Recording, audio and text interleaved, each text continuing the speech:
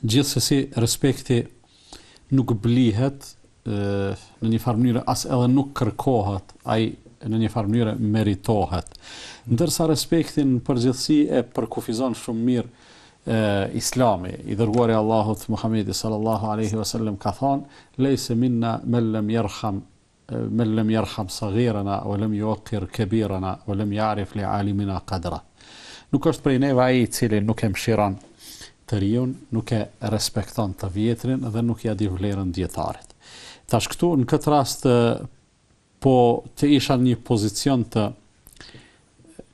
këshillimit, këshilldhënësit ose të gjyqtarit dhe sikur palë të kontestit të ishin të rinjt dhe të vjetrit për këtë temë, unë gjithsesi atyre të vjetrëve që ankon për mungesë respekti, do të thoja, a I keni mbjellur kur keni qenë të rinj.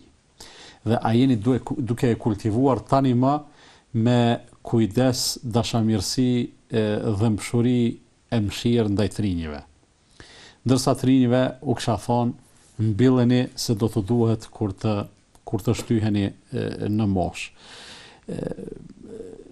Nëse do të thotë çfarë do referimi që I bëjmë, do të thonë trashëgimisë islame, gjithsesi se ka çfarë të flitet në këtë temë, megjithatë unë dua t'i referohem një traditë tonës që e kemi pas dhe vazhdojmë ta kemi deri në një masë, edhe pse ndoshta në disa aspekte edhe nga disa kanë vështrime ka filluar edhe të zbehet.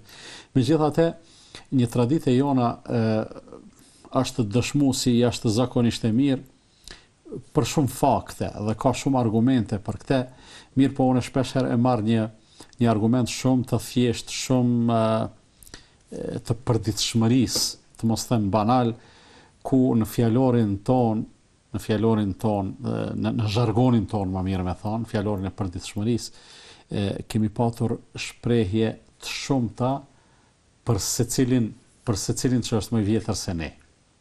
Shprehje të ndryshme si bac ose bac, axhi, xhaxha, migj, gjysh, e kështu me radhë. Të gjitha këto, pastaj kemi edhe krahinizma tjerë që ndoshta edhe nuk është me rëndësi të përmendën tani, mirë po të gjitha ato janë dëshmi se shoqëria jonë edhe populli jonë kanë kultivu respekt, do të thonë të rinjt për të vjetrit, dhe këte përveç tjerash e kanë kanalizuar, e kanë rregullu duke zgjedhë dhe shprehje të veçanta për secilin grup mosh.